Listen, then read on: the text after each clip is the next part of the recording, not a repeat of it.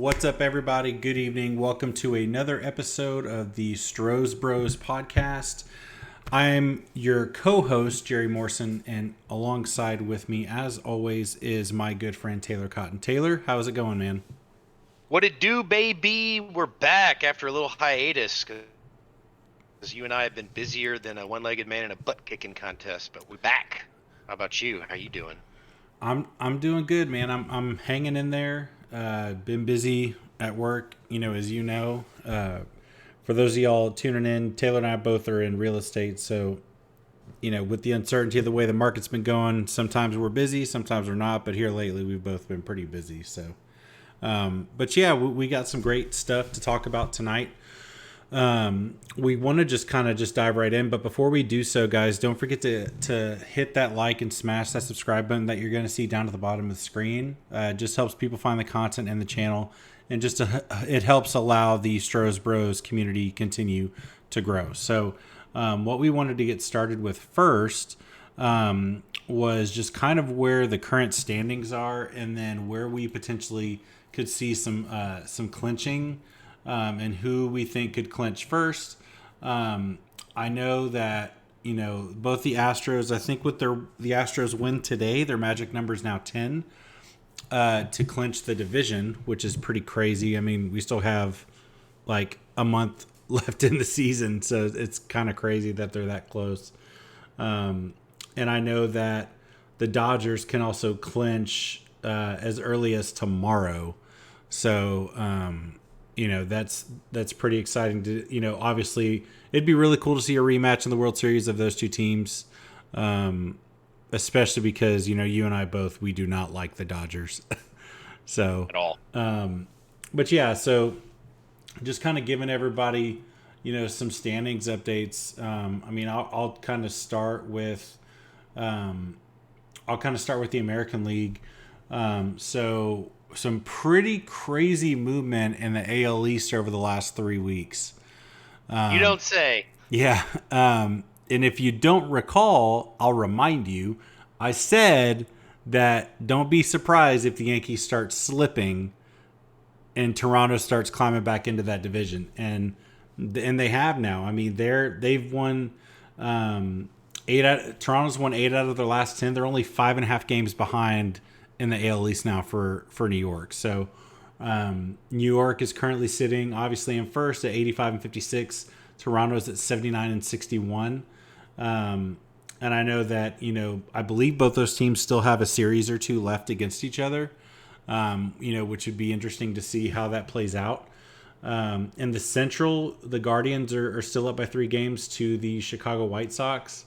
And then obviously, we have our hometown Houston Astros that are 11 and a half games in front of Seattle and sitting comfortably in first place in the AL West. So, Taylor, what are you seeing over on the National League side? Yeah, before we talk about the National League aspect of it, does any of those, I mean, other than the AL East, does any of the other standings surprise you? Because one is like glaring me in the face, and I did not call that. But I want to get your 2 cents on it first. Is there anything besides the AL East that surprises you?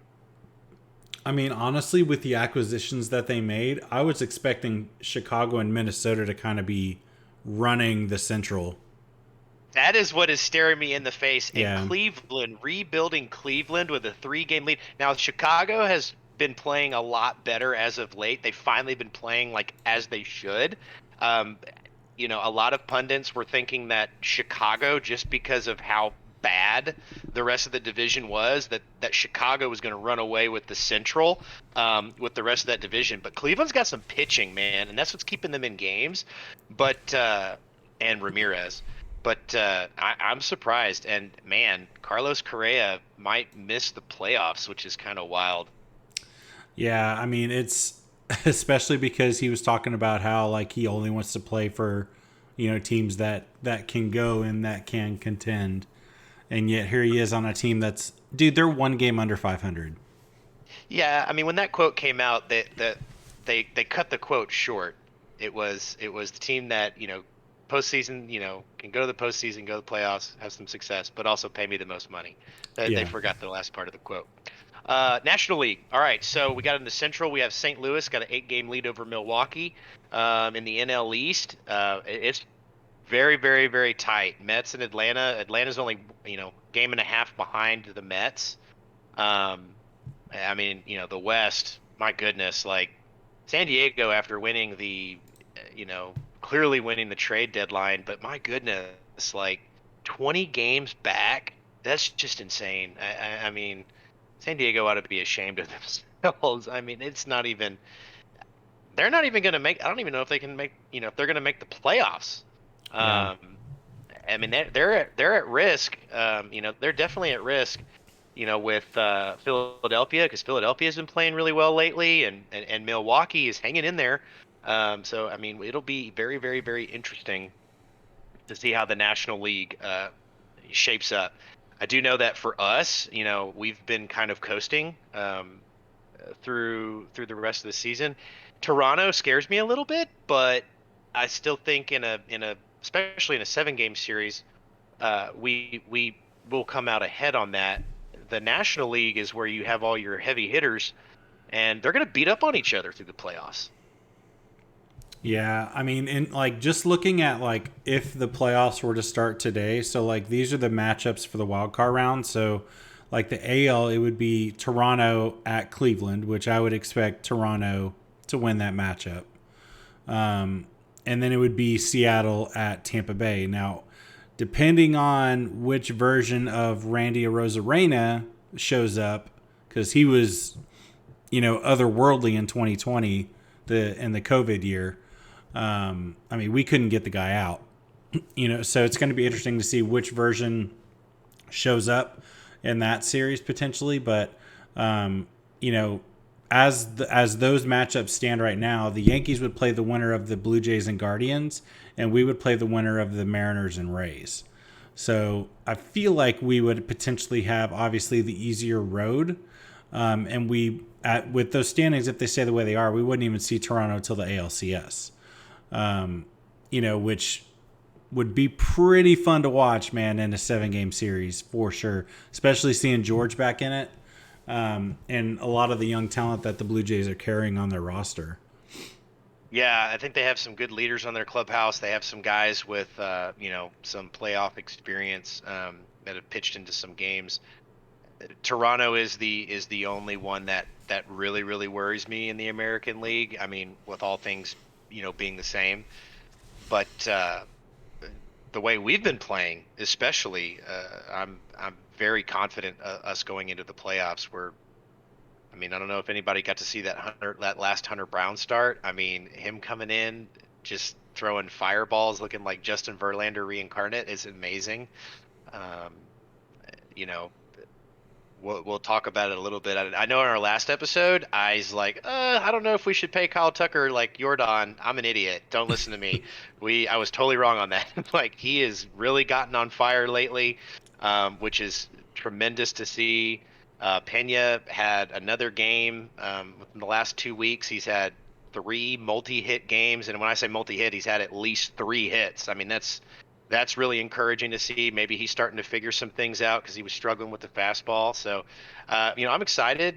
It's definitely going to be, you never want to take anything for granted, but you feel very confident us going through the American League and being the representative in the World Series from the American League side. Yeah, yeah, most definitely. I mean, and like just in like continuing like hypothetically if playoffs start today, I mean, moving to the National League, you would have Padres at Cardinals and Phillies at Braves. Mm. And then the Mets would play the winner of Padres and Cardinals, and the Dodgers would play the winner of the Phillies and the Braves. So, so in the division series, in a short series, remember I said this. I think if the Dodgers end up playing St. Louis or Atlanta in the division series, they could potentially lose because the Braves, especially, man, have the staff to compete with LA in a short series. And I would say Philadelphia, they don't have the pitching for a long series, but in a short series, Philadelphia could go in there and and surprise people and be be buzz killers. Yeah, I mean, like just with Nola and Zach Wheeler, I mean, those are two legit arms that they have on the front part of that rotation. Leading Yeah, that team. it's just most of their shortcomings are back end pitching. Most of their stuff's like in the bullpen. But I mean, they certainly have the hitters between Bryce Harper and uh, there's their catcher. I'm trying to Real remember his name. Muto. Thank you. I mean, those two guys like back to back, pretty deadly. Their lineup is pretty stout. I mean, they just underperform every year, but I mean, they in a short series they could be Cinderella enders. I mean, I Mm-hmm. would quite personally, I would absolutely love for Atlanta to get knocked out so Yeah. much. Yep. Atlanta scares me way more than the Dodgers. So, all right. So listen to this. So the Brewers open up a 7-game stretch against St. Louis, the Yankees, and the Mets. Oof. So that's their next 7 games. So that's going to be a pretty rough stretch. They probably have I would say they probably have maybe 2 3 game sets, and then a 2 game set with the Yankees, or just a one and done, or one of those games is probably a makeup, but still. Yeah, I mean, I think with the wild card round, it's a 3 game set that starts October 7th, and then it switches back to the division series in the best of 5. So it's gonna be fun to see how it all plays out. I think don't sleep on Toronto. I think they still got some ground to make up. Um, but yeah, I mean, 5.5 games, man, and it wasn't looking like they were gonna touch New York, and now here they are, right in the midst of it. So, dude, And even Tampa Bay's only half a game behind Toronto, so dude, and Baltimore is 11.5 games out. That's it. Think about that. Think about where they were. They were 20 plus games out 3 weeks ago. it's not even just that. It's just the fact that Baltimore is not even supposed to smell the playoffs. I mean, they are clearly rebuilding. They're gonna be exciting team to watch. Like in a couple years, they can put it all together. But Dude, I mean, Baltimore's only 5.5 games out of the wild card. I know it's crazy. It's crazy. So I mean, for them to be there with, I mean, their oldest player is it's like 24. So it's like uh, they're gonna be good. They're gonna be a problem in the future Oh yeah. for sure. I mean, with Adley Rushman, I mean, who's already established himself as the best catcher in baseball, and he's a rookie. And he can run too. Like that's the other thing. He's a switch hitting catcher that can run. Like how when was the last time you saw something like that? Right, and that what a lot of people aren't thinking about is their payroll is like near the bottom of baseball. So, unlike the Oakland A's who have no payroll, Baltimore has given out big contracts before. Mm-hmm. I mean, most recently, think of Chris Davis. Yep. So, you know, they could get in on one of these big time tier free agents. I mean, there was rumors that they had offered Carlos Correa an 8 year or 10 year contract or something like that. So it's they're going to be a problem in the future for sure, for sure. Speaking of interesting though, you and I were talking earlier about Ken Rosenthal article that came out talking about our manager and our GM. So last year their contracts. So I have a question for you, Jerry. This is all Yep. hypothetical, of course. If you were Jim Crane, would you bring them both back? Bring one back? Bring neither of them back? Man, I think honestly, man, it's gonna be dependent on how the season goes. I All right, think let's take it. We win the World Series. I think I think if we win, Click comes back, Dusty does not. I think Dusty will retire for good. Because I think that he's just because that will cement his place in Cooperstown. Like there will be no questions asked as to his legacy at that point. So, so you're saying if we win, now what if we lose? Do you still bring Click back? With the guys that I think we could get, um, like I don't know, man. It's tough. Like especially with the rumor still circulating that we could bring Hinch back. Um, I just I don't know, man. I mean, like there's all these guys that are like great directors of scouting. Um, like for instance, like you have Steve Sanders, who right now he's an assistant GM for the Pirates. You have Jared Porter, who's the senior vice president for the Diamondbacks. I mean, a lot of these guys have had numerous roles with these up and coming teams that have started to develop great analytic departments. I mean, dude, another like Dana Brown, who's VP of scouting for the Braves. Like, I mean, I could see us trying to go after him if Click leaves. I think this job was potentially a stepping stone for Click to get his foot in the door with bigger markets. Like your Cardinals or like your Boston Red Sox, like those kinds of teams that have like crazy ridiculous fan bases and crazy ridiculous goals, in terms of how they go out and acquire free agents and things of that nature. But I mean, it all depends, right? I mean, it's all up in the air until something happens, until rubber meets the road. So My thing is, I obviously want the Astros to win a World Series, but I'm with you. I think they win. I think Dusty calls it a career, and it's been a fabulous career. Definitely had some frustrations with lineup decisions and pitching moves and things of that nature. Um,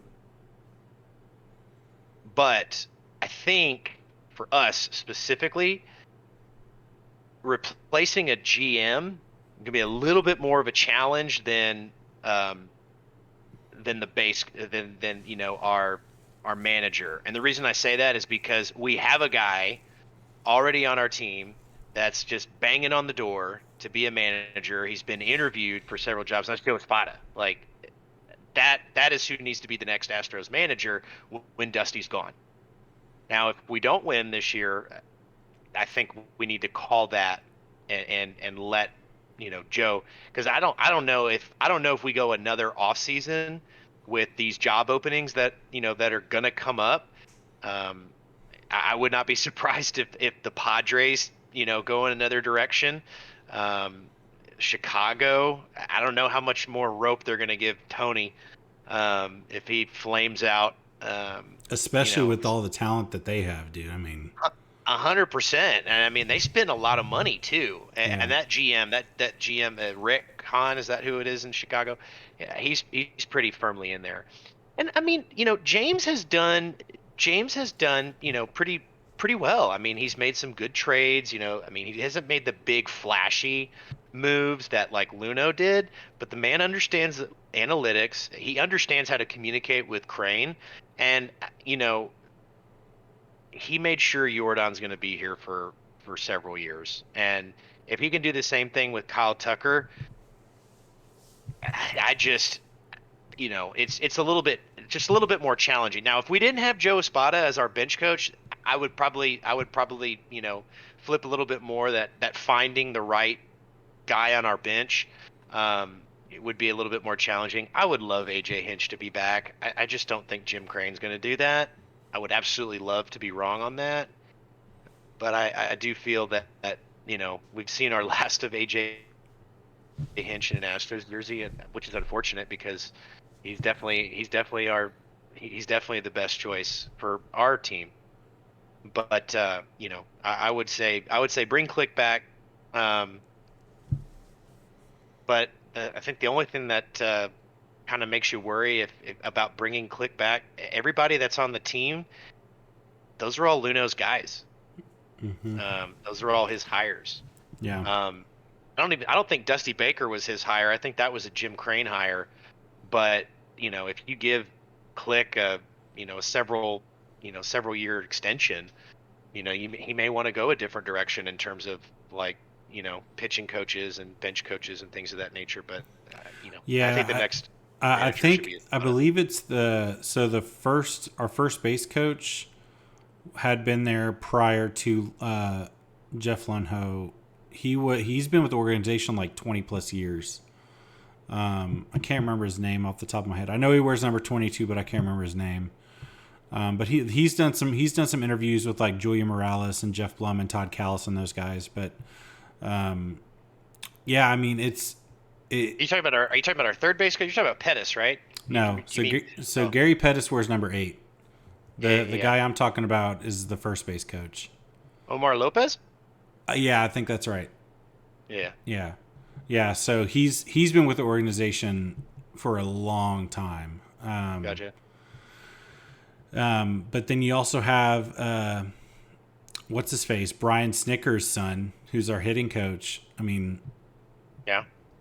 If it's not Joe Espada, he could potentially be a guy. He could always, learn the ropes from his dad, who's won a World Series now, and who was mentored by arguably one of the greatest managers ever in Bobby Cox. So, Okay. Yeah. it would not surprise me if there was any sort of dismantling of the Astros coaching staff, just because of the reputation that they have around the rest of the league and the potential job openings that we're going to see. Yeah, it's just it's all hypothetical, right? Until something happens. So, True. Well, let's hope it all works out for our favor, and we're winning that, we're hoisting up that World Series trophy, and we just got to figure out how do we keep all of our people. Yeah, so on that note, so let me ask you this: you think the Astros catch the Dodgers before the season ends? I don't, but that's okay. We're only 6.5 games behind them. I know, but looking at our schedule, we're going to have some. We're just going to have some games against like Seattle, and Oakland plays us really well. We have a 3-game series against Philadelphia. They're going to be up for that. I think. Do we play the Yankees again? Mm-mm. Or are we done? No, we're we're done, done, right? Yeah. So I just I don't see it, and that's okay. Yeah, We don't need to. It's fine. We can win in LA. I ain't worried about it.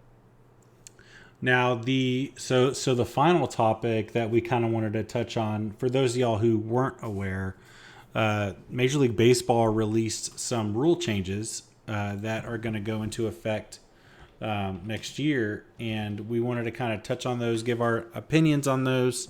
I know one of the big ones was they basically have gotten away with the shift. That rule stipulates that basically that you have to have at least 2 fielders on either side of second base, and they have to be touching the infield dirt. They cannot be touching any part of the outfield grass. So silly. Right. And it's funny because you could still technically position your players in a shift. So, like, what's really the difference, right? Like, other than just the depth. Aside from that, you can still shift your infielders. Yeah. So what's the funniest thing and the most ironic thing about the whole situation is the player that's been the most outspoken about the shift has been Joey Gallo, which it was famous every single time the Astros played the Rangers when we started implementing the shift, specifically against Joey Gallo. How ridiculous. There was nobody in left field.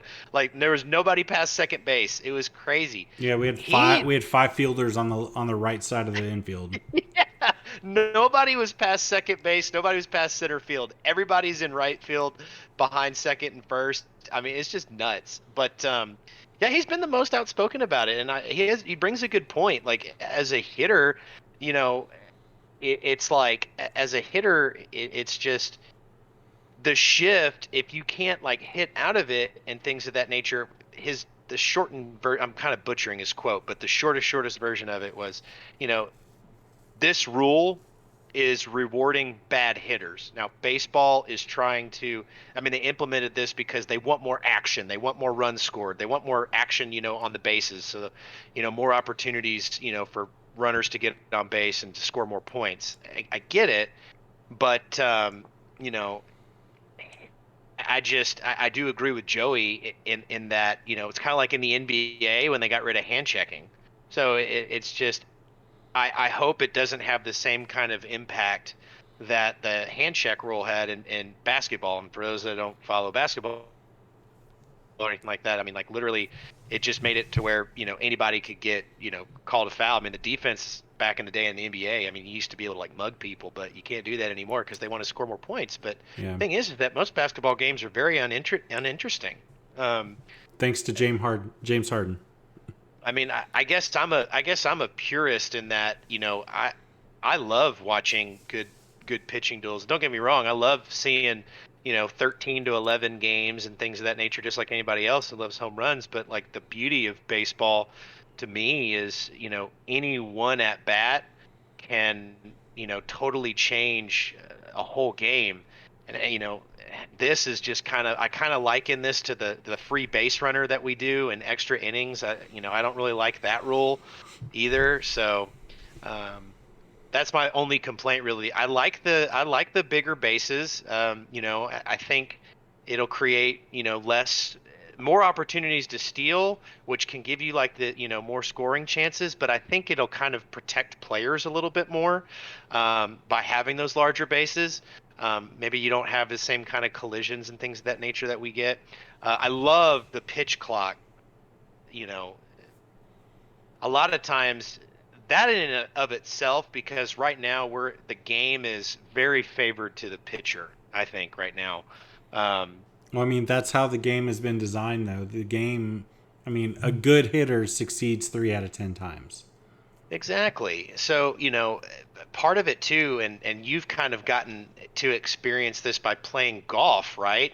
You hit a good shot and you can hit another good shot, but when you're like waiting for the person like in front of you, like when you're off your pace, you can hit a really bad shot. Same thing for like a pitcher. They're no longer able to control the pace of the game now. So it's going to be a situation where they might get out of they might get out of a rhythm, and so that's creating that's creating more opportunities to kind of favor the hitter. But I think, doing all three of these, hopefully it just doesn't change the game to where we're, 10 to 8 is going to be the new norm. Well, so listen to this. So also part of this pitch clock is if you pick off 3 times and on the third time that pickoff attempt is not successful, the runner that you've thrown at to try to pick off now he gets to advance a base. Yeah, it's Like all to why? score more Why? runs. They just want they believe to catch the younger audience, and and you and I are no longer part of that anymore. We're not young anymore. We're older. Uh, they want to capture that younger demographic that has an attention span about this big by creating more run opportunities. They don't want 1-0 pitching duels anymore. They don't want that. They Yeah. want runs, runs, runs, runs, runs. I mean, but I will say they did it in the NFL. It does work. They've done it in the NBA, and it works. So it'll probably end up working for baseball for the better and whatever, but I don't have to like it. Yeah, I think I like honestly I think what's going to happen is we're going to see more spread out. Like we're not going to see shutouts as often. I don't think we're not going to see no hitters as often as we have been over the last 8 to 10 years. Now that they've kind of implemented the no shift, you're going to start to see hits that weren't necessarily going to be hits because the shift in play now will actually be hits. So you'll start to see a little bit less of those. I mean, you'll see an uptick, I think, in batting average the first season, but also like keep in mind, guys, the league always adjusts, right? It's a league of adjustments. And there will be adjustments made after the first season. So I would expect an uptick in offense in 23 and then a level off in 24. That's just me. Because for those organizations that have substantially better analytic departments and have the ability to find loopholes through these new rules, they'll find it. It's doing everything you can to give yourself an advantage to win, no matter what. So that's right. Yeah, I mean, I think we pretty much covered everything. Is there anything else you wanted to touch on, Tay? Yeah, I mean, for sure. Thank you to everybody that's subscribed so far. Like, Jerry and I, we just kind of just did this for fun. I mean, we didn't really anticipate anybody really wanting to watch us. So thank you guys for doing so. Makes us want to continue to do more and get more content out there. If there's anything that you guys want us to talk about, drop a comment in there, or even if you just want to say like, "Hey, Taylor, the blue light on your face, awful." Like we'll take any opinion. Any opinion is a good opinion Or for if you us. look I mean, if you look like the girl from Willy Wonka and the Chocolate Factory that turns into a blueberry. yeah. So we just we're wanting to grow it. I mean, we're doing it for fun, but I mean, if there's anything we can do to make it more enjoyable and easier watched, like feel free to drop a comment. Well, everybody, that will wrap it up for tonight. Everyone have a great Monday evening, and we will see you all on the next episode. See ya.